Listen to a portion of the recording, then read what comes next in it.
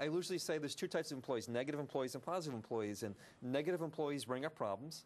And talk about problems. And this is a problem, that's a problem. And so negative employees bring up problems. But positive employees or positive people are willing to participate in the solution of the problems they bring up.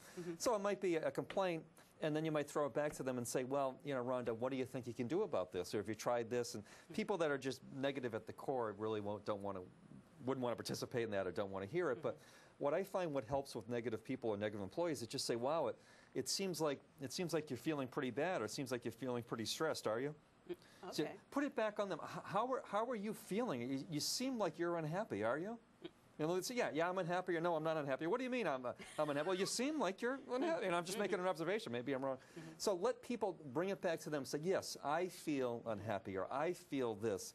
And say, that must be difficult, is it?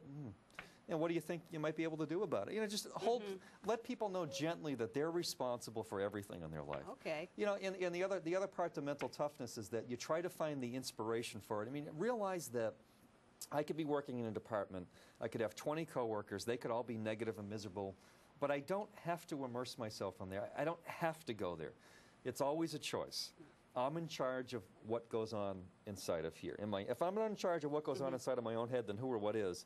So imagine if you had a nutty coworker you had to deal with. Do you have a lot of nutty coworkers? Or parents or clients or whoever it is.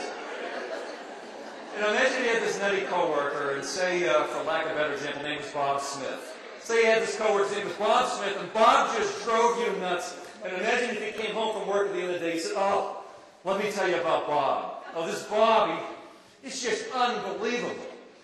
Bob really knows how to push my buttons, or Bob really knows how to pull my strings. I mean, if you think about it, that's your belief. That isn't it true that what you're saying is you're abdicating power and control and responsibility to Bob? I mean, the problem is that when we let people in here, when we let people inside, when we let people get to us, we give our power away to them. You ruined my day. Actually, the best thing from this point forward to say if someone says to you, you ruined my day, is, wow, that's really neat. I can do that? And tell me, what are you doing tomorrow? Be the culture. You know, everyone around them is negative. Everyone around them feels overwhelmed. Everyone around them is upset. But you just ask people, what is this costing you? I mean, how many years do you think you have left on this earth? We don't want to accept this fact, but this is all temporary. All of us is temporary. 100 years from now, there's all going to be new people.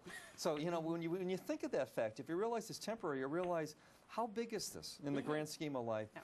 So ask them, what is it costing them? Ask them, well, how would you like it to be?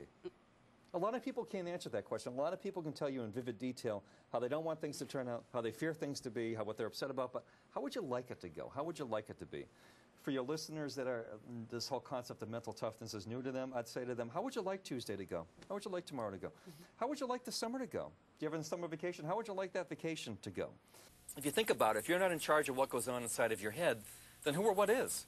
The mentally tough realize that thinking is an ability that we have as human beings. It's something that we do. It's not something that happens to us.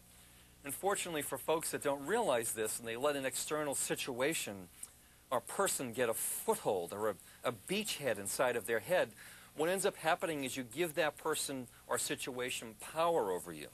It's almost like a growth inside of your mind. It's taking up a certain percentage of your thoughts and consciousness. As Sally Kempton says, it's hard to fight an enemy who has outposts in your head. And again, is this really worth it to you?